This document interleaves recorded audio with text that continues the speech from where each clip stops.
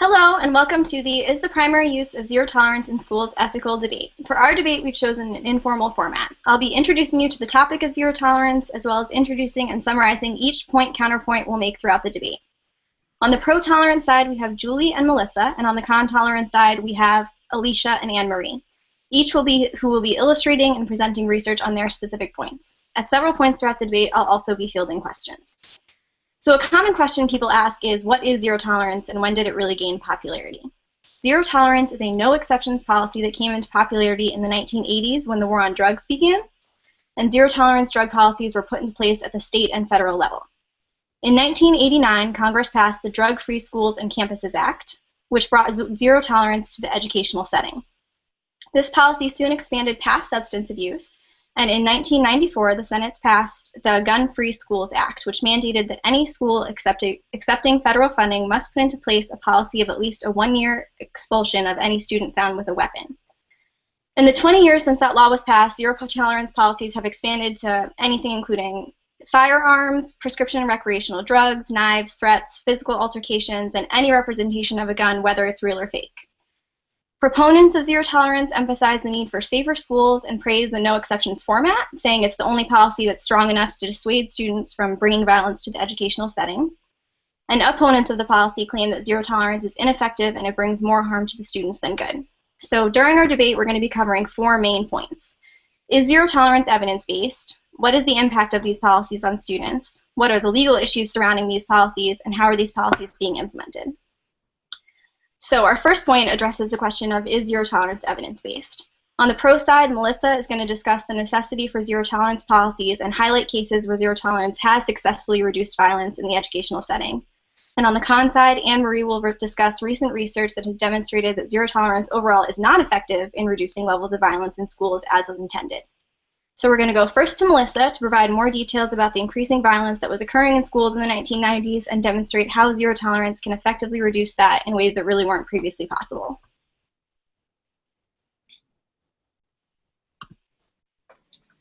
Before zero tolerance was proposed in 1994, there were many instances of school violence happening within and around schools. This was violence that schools could not necessarily do anything about legally because the student had not yet committed a crime. Bringing a weapon on school property was not a crime. Although committing a crime is a legal standing for expelling a student, there had to be proof and evidence stating that there were the individual that committed the crime using the weapon. This can be a long and drawn-out process during which it is still potentially dangerous to have said student still in the school grounds. A high majority of these incidents occurred in urban school districts where gangs were highly prevalent. In 1994, the zero tolerance policy was incorporated in schools along with the Gun-Free Schools Act. This was even before the saddening incident at Columbine High School and Virginia Tech University. These attacks put the zero tolerance policy in the limelight, creating a very important need and outcry to implement the policy more strictly. In 2006, Dinkes et al. Published a survey of students across America that were expelled in the years 1992 to 1993 to 2004 and 2005. In the years 2004-2005, students' homicides averaged about 2%, physical fights averaged about 14%, 6% openly admitted to bringing a weapon onto the school property, and drug and alcohol use ranged from 4% to 6%. Honestly, it is hard to prove that this is an improvement to the statistics previous to the zero tolerance policy, but there weren't that many expulsions for the data given previous to the implementation of the zero tolerance policy. Yes, the data does prove that there is an exponential amount of individuals that are expelled due to the policy. When you ask if this question is evidence-based, it completely was when it was created at first implemented. Think of all the students and teachers in schools. Think of how many students were threatening the safety of the people who were supposed to feel safe in a learning environment. Parents were trusting that when they sent their child into the school that they would be safe. At the time, they weren't. You know and hear of all the danger now because it is populated through the media.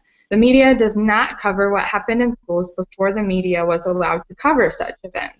For instance, in the 1800s, there was a young boy who was upset with the headmaster because he had been punished the day before. so he stole his father's shotgun, brought it into the school, and shot the headmaster. Later in trial, he was acquitted because none of the witnesses wanted to say anything at the time for fear of how it would fall onto them if they did. On May 18, 1927, in Bath, Michigan, Andrew Coey, a school treasurer, killed his wife and set his house on fire. He then blew up the Bath Consolidated School by detonating dynamite in his basement of the school. He killed 38 children and a few educators. After this, he went to his car, blew it up, and killed 4 others from the explosion. This was the most deadly mass murder attempt in the United States history so far. On August 1st, 1966, Charles Whitman climbed to the top of the observation deck at the University of Texas. During his killing 16 people and 96-minute rampage, he killed 16 people and wounded 31. This was known as the Texas Massacre and was one of the first recorded mass shootings. On November 12, 1966, Bob Smith of Mesa, Arizona, at 18 years old, took 7 people hostage at the beauty school. He ordered the hostages to lie down on the floor. One by one, he shot them in the head with a handgun. 4 women and 3-year-old girl died. 1 woman and a baby were injured but survived. When police arrested Smith, he stated that he admired Charles Whitman. This is one of the first reported copycat massacres. According to the data presented by the researchers, zero tolerance does not seem like it would be evidence-based. But according to history, it had hundreds of years of reasoning behind it to warrant its need in American schools.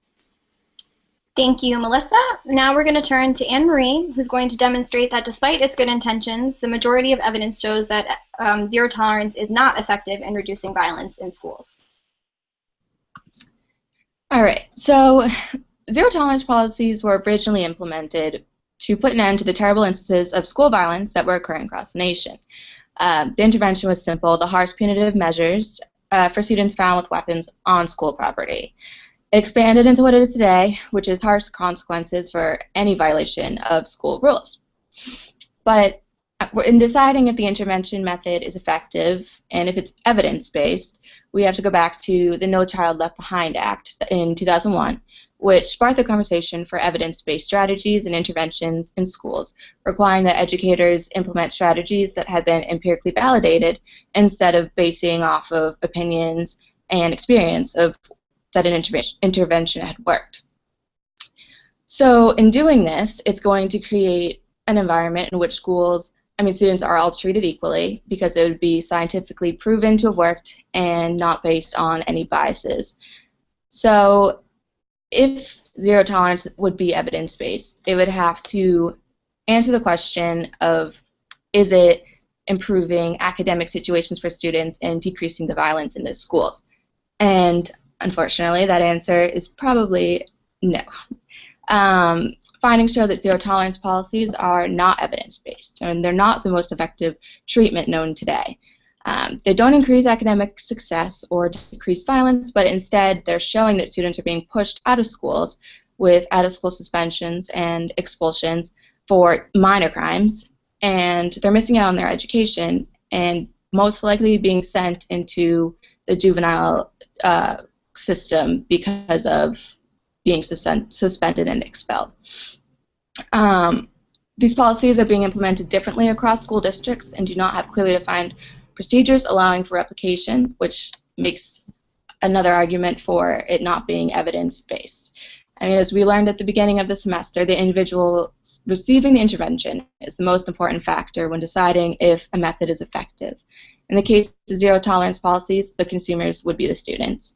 And if it would be evidence-based, we should see positive academic and behavioral changes in these students, such as increased grades, decrease in violence, and positive school environments once a zero tolerance policy was put into place. The American Psychological Association created a zero tolerance task force report to evaluate past 10 years of research on zero tolerance policy, the effects that it's had on students across the country. Their findings found that zero tolerance policies had very limited data showing effectiveness, but there was an increase in negative effects it was having on the students. Plus, the methods that were used in zero tolerance policies conflicted with what we know is more effective strategies that are out there today. And then the U.S. Department of Education, they found that harsh punitive measures of suspension and expulsion actually increased the possibility of future instances of misconduct. And other research findings include negative relationship between the use of suspension and expulsion and school-wide academic achievement, and an increased likelihood of becoming involved in the juvenile justice system once you were suspended or expelled. Also, there's reports of a decreased school environment when students are asked about zero tolerance policies. They usually say they're unfair and they accuse kids of crimes that they don't commit. The other issue with zero tolerance policies and being evidence-based is that the majority of these crimes that are being given out-of-school suspensions or expulsions are actually minor. So the reason why that it was originally implemented, which is weapons and to decrease violence, which requires a harsh punishment, instead we're seeing these minor problems having harsh consequences, and it's having long-term effects on students, pushing them out of the school system into the juvenile crime system, and they're missing out on their learning. And so now it's not doing what it's supposed to do, which is improving academics and making the school a safer place. Thank you, Anne-Marie.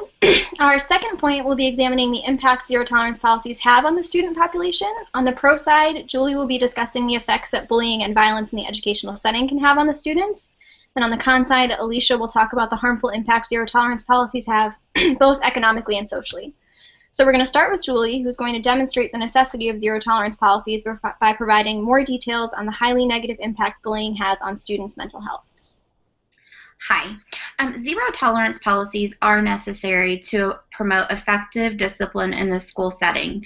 These policies immediately remove difficult children who pose a threat to other students and also to educational staff quickly. And they also send a clear message to students of what will be tolerated, what behavior is acceptable and what is unacceptable.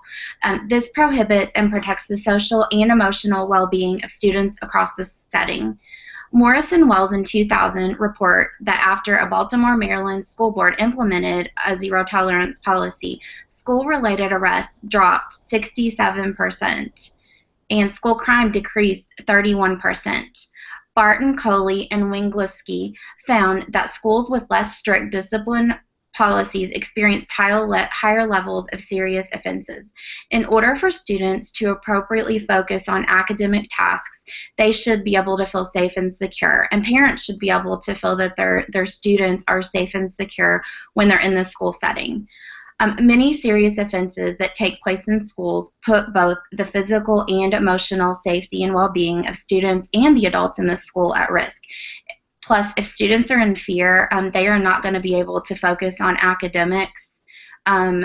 Students also need to feel safe. Zero tolerance policies are also necessary to combat bullying. Many students are impacted by various forms of bullying. Bullying encompasses physical aggression, threats, teasing, and harassment. And bullying can lead to prolonged symptoms such as anxiety, depression, suicidal behavior, and alcohol and drug use. A school environment must be created where bullying is not tolerated under any circumstance. It is a longitudinal study. In a longitudinal study by Javonen in 2003, it was found that students bullied as early as age 8 are much more likely to endorse psychiatric symptoms at age 15. Many of the school violence incidents are due to issues related to bullying. Although zero tolerance was implemented prior to 1999, before the Columbine High School massacre, after the Columbine High School massacre promoted increased emphasis on zero tolerance policies. If more strict rules and legislation had been in place previously, perhaps the attacks may have been prevented. Both of the perpetrators involved had reportedly been bullied for more than 4 years prior to that attack. In 2000, an analysis by the U.S. Secret Service analyzed 37 premeditated shootings that took place in schools. They found that bullying played a major role in 2/3 of those attacks. Dr. Addisman, Chief of Developmental and Behavioral Pediatrics at Cohen Children's Medical Center in New Hyde Park, New York, has stated that teens who were victimized in more than one way were especially likely to carry a weapon to school or to skip school altogether to avoid contact with those perpetrators. According to the Center for Disease Control and Prevention, suicide is the 3rd leading cause of death of youth between the ages of 10 and 24. They report also that youth who have not been bullied themselves but have witnessed bullying report significantly more feelings of helplessness and less feelings of connectedness and support from the adults, including those educators in the school setting. Consequences are a necessity. They have to be a necessity to deter this type of behavior. It is the responsibility of schools to address those students who are targeting peers in an unbiased. They have to do it in an unbiased, consistent manner in order to reduce and prevent emotional issues of all the student body. Another important aspect of zero tolerance policies involves preparation of students for adulthood. Part of socialization is understanding that certain crimes result in removal from society. Police officers only care if you break the law. They're not interested in knowing why you did so. The same concept applies when entering the workforce. If you're late for work, there are consequences. Students must be held to standards that ensure their accurate understanding of expectations so that they can become functional members of our society. Thank you, Julie. Now that we've heard the pro perspective, Alicia is going to discuss how zero tolerance policies themselves have a negative impact on students, in particular increasing the risk to go to juvenile detention centers, as well as the economic impact these policies have. Thank you. Zero tolerance policy has a negative impact on social, economic, and student emotions. Yes, I agree. There needs to be safeguards for teachers, administrators, and students. As discussed prior, zero tolerance policy was implemented before the Columbine shooting. Therefore, the policy did not prevent the terrible tragedy. It had social and economic impacts. An example of this is a young boy who was expelled 40 days before the Columbine shooting for writing a short story about killing some students and teachers in the school. He returned a day before the shooting. After the shooting, the principal decided to expel him and turn him into the police. The student then was placed in jail and was later released, but that incident goes on his record for his entire life. Another aspect of this was pointed out by Kane Brown, 2013. In his school officials take action when a student is, I quote, misbehaving. That seems ethical at the time. Then the family finds out about the incident and disagrees with the actions of the school, therefore suing for mistreatment. This leads to the officials typically losing their job and never being able to work in their chosen profession again. In addition, socially, the zero tolerance policy impacts social and medical statuses of students, as the zero tolerance policy currently includes suspension or expulsion of students who bring over-the-counter drugs such as Advil, cold medication, and other drugs to school. Recently, there was a student who died from an asthma attack at the school because the school confiscated his inhaler. In addition, students' reactions to intrusive methods commonly associated with zero tolerance policies, such as locker searches, can lead to continued student aggression and acting out, which inadvertently leads to future disciplinary action. In some extreme cases, students have been diagnosed with post-traumatic stress disorder due to these experiences, according to Gangs 2005. This goes against the do no harm ethical standard and does not show any flexibility within the zero tolerance policy, as Mick Andrews suggests.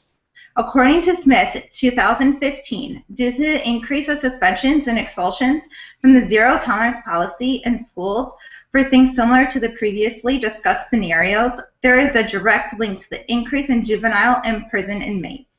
This is called the school-to-prison pipeline. This pipeline has a dramatic economic impact. As a nation, we are faced with this issue that more and more students who are searching for jobs as they are coming into adulthood are applying with criminal records. According to Smith, 2015, Collectively, 49% of youth offenders were rearrested within the first 12 months of freedom, which then rose to 66% within the first 24 months.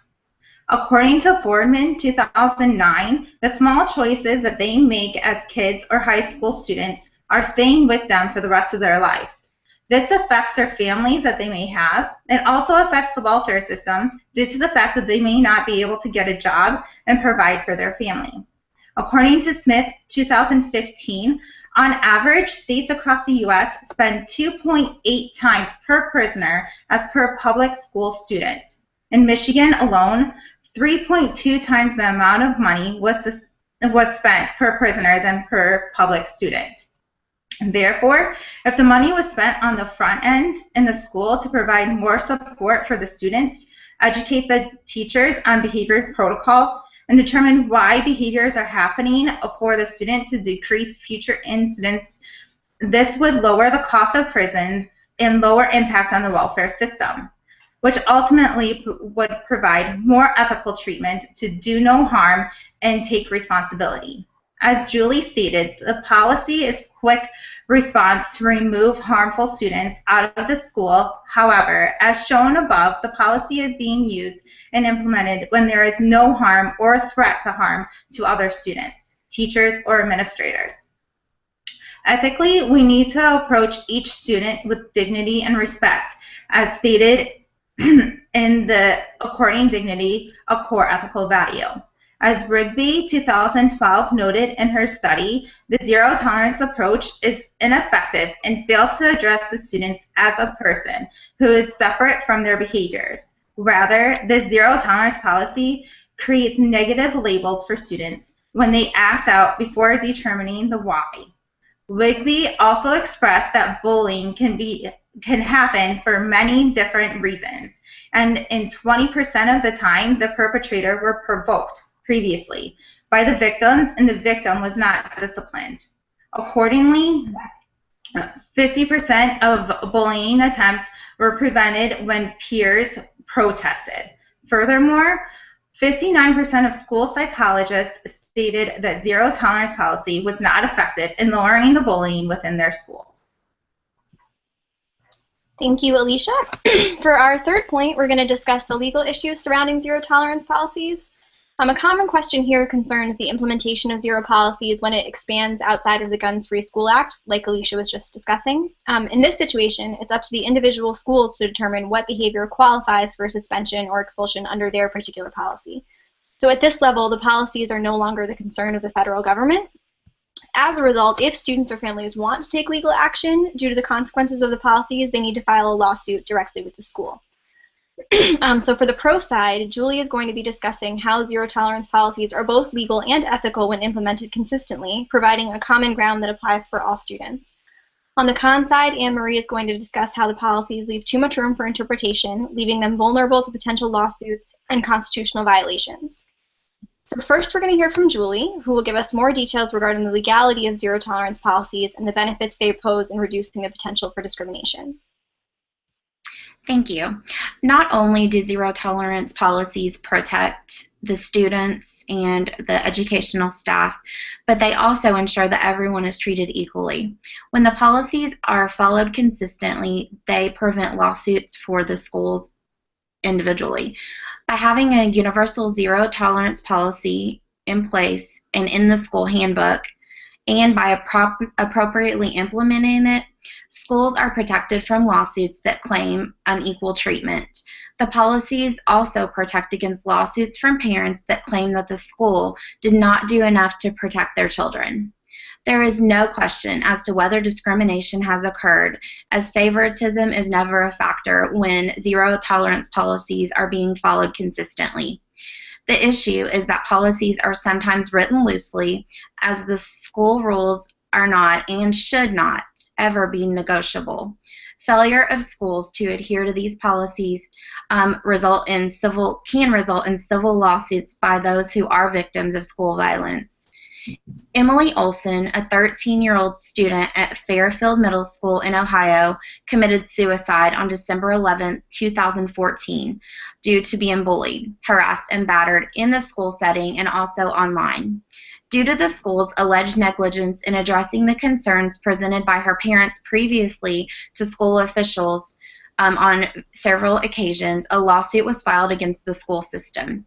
Zero tolerance policy enforcement was not utilized by this school, which resulted in the death of this young teen. Another lawsuit was filed in 2012 against a Catholic school by a parent of an autistic child. The child was a student in their school. The school had a zero tolerance policy against violence and bullying, but allegedly did not intervene when the young male was the victim of verbal and physical abuse by other students. Students targeted him because of his special needs. Due to the lack of attention to the situation, the student was removed from the school. The school's lack of adherence to the policy resulted in legal consequences for the school board.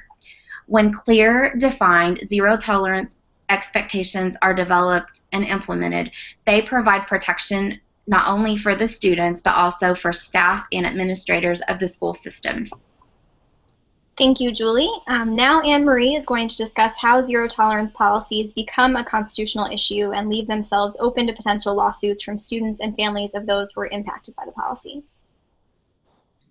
So, zero tolerance policies raise a lot of legal concerns, and this has been shown a lot in the media. They're very highly publicized, but there's a reason why these legal issues occur, and it starts with the zero tolerance policy mandates that are vague, they don't have a lot of description, and it leaves issues with the way that the policies are enforced and the way students interpret them, and it causes a lot of different issues. When states fail to clearly describe and define the behaviors, leaving students in the dark as far as what is and isn't allowed on school grounds, and teachers also are attempting to make difficult decisions on behaviors they don't even fully understand what falls under that category. It leaves a lot of room for mistakes to be made. For example, if a student accidentally brings a plastic knife to school in his lunch bag, well, the federal Gun-Free School Act requires immediate expulsion for any student found with a dangerous weapon. And the administration knows what that punishment is, but maybe they don't know what falls under the category of a dangerous weapon. So the lack of precise descriptions have influenced students being expelled or getting out of school suspensions for these small minor fractions that don't warrant the consequence at all. And the vagueness of the requirements and expectations have left a lot of room for interpretation and students actually bringing those things to school. Another legal issue considers the inconsistent application of these policies. One of the benefits of using evidence-based practices is that science drives the procedure, so the implementations and elements of it eliminates the chances of inconsistent application. But we're not seeing this with how zero-tolerance policies are enforced, which is causing a lot of legal concerns. We're seeing that there's a racial discriminatory way that this is being enforced, as well as children with special needs and lower socioeconomic status. These kids are getting more out-of-school suspensions and expulsions, although they aren't showing considerably more infractions or episodes of misconduct than any of the other students.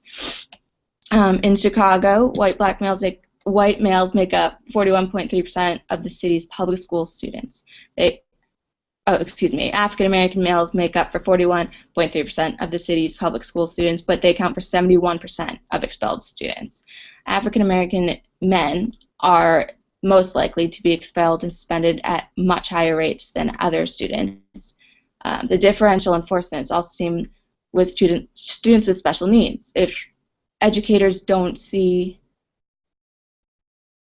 the appropriate materials to help those students, if they'll see the student misbehave and give them the expulsion or suspension and push them out of the school system instead of keeping them in and helping them.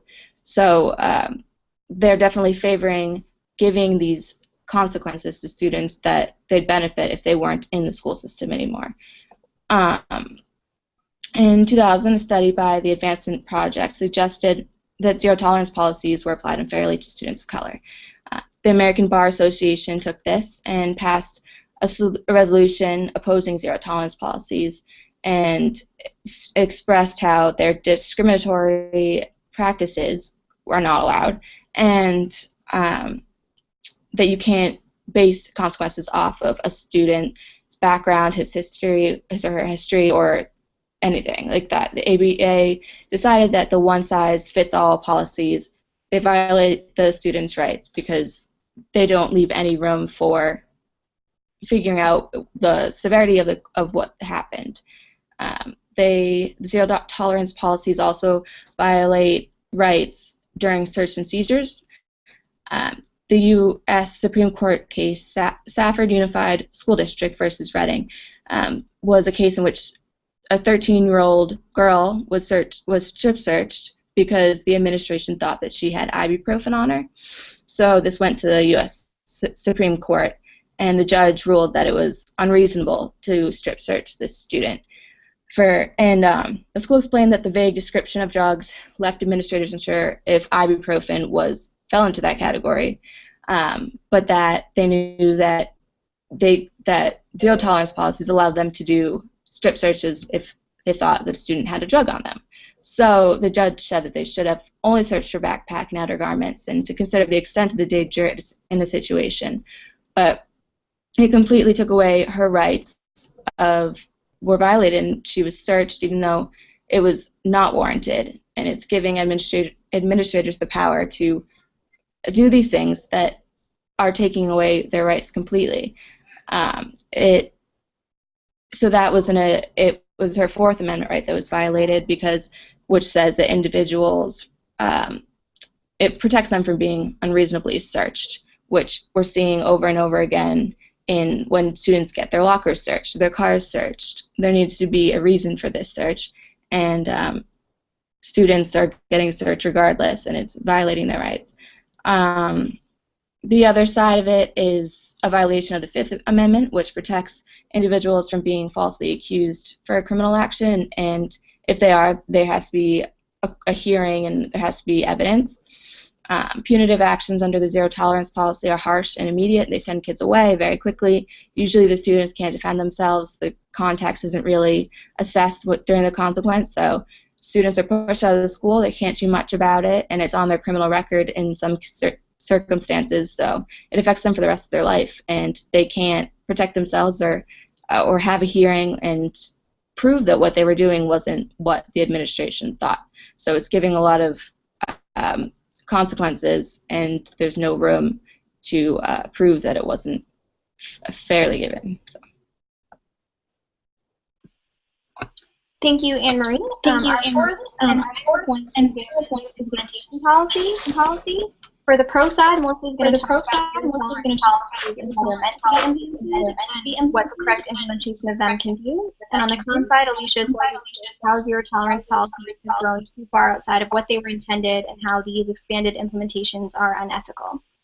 So first, we're going to go to Melissa, who's going to discuss what zero tolerance policies should look like and how the true implementation of these policies eliminates much of the opponent's concerns and can create a safer environment for children to learn in.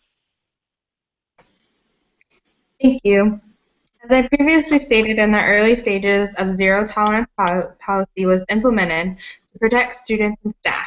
After the Columbine and Virginia Tech incidents, America's schools did not feel safe, and so the zero tolerance policy was implemented stronger. Originally, the policy stated that drugs and guns were not allowed to be in school, and any student caught with them on their person could be expelled for 1 year.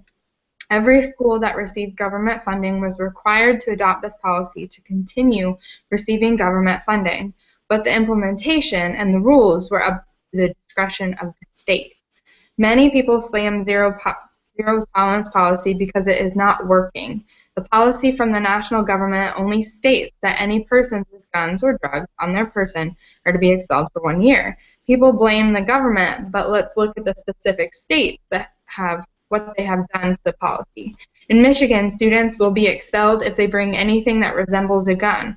whether that be a squirt gun, a picture of a gun, a keychain with a gun on it, or even a student pointing his fingers looking like a gun. In Texas, it is up to the discretion of the administration as to what grounds they have to expel the student, leaving it up to the possibility that the administration can kind of do whatever they want.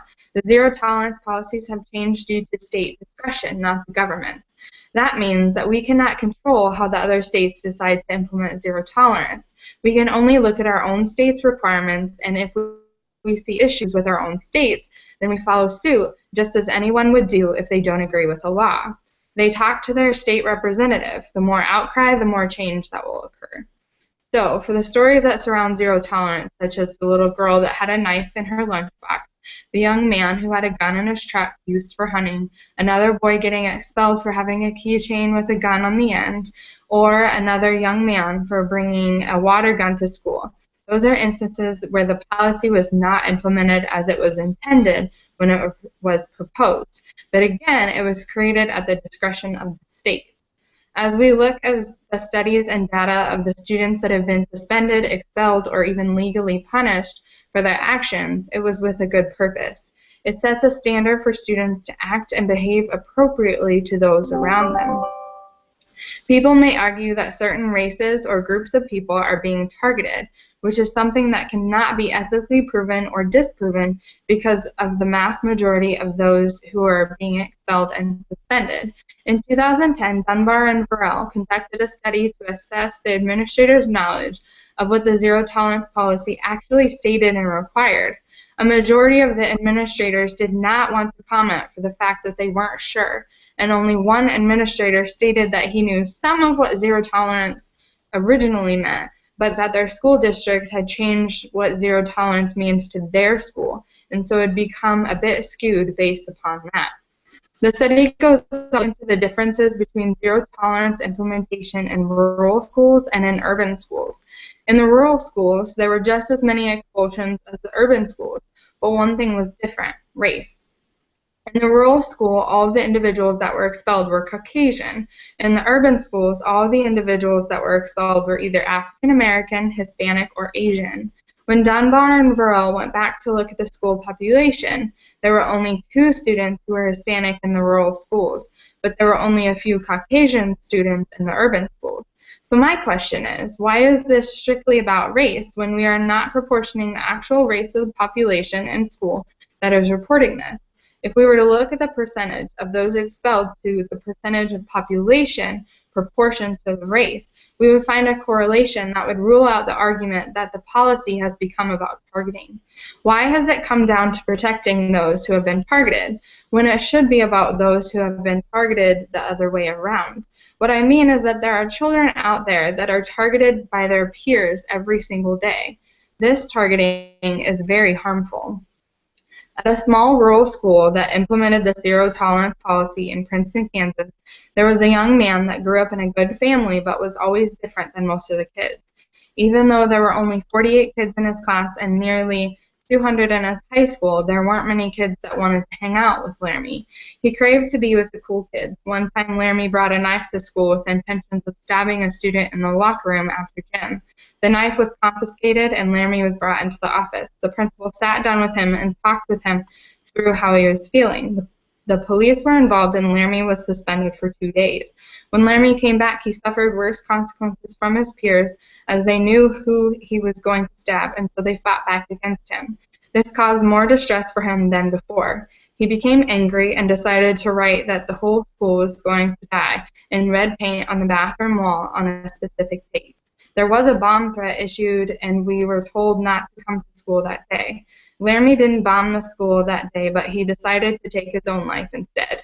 If the school was less lenient about the first offense and would have expelled him, things might have been different. Students who were expelled from school were encouraged to attend the online school that allowed students to attain their GED. He might have had the chance to get away from all the issues surrounding him and finally find joy in his life, but he will never know. This story happened at my high school. Laramie was one of my friends. He was a good kid, but anyone around him could see that he was sick and needed help.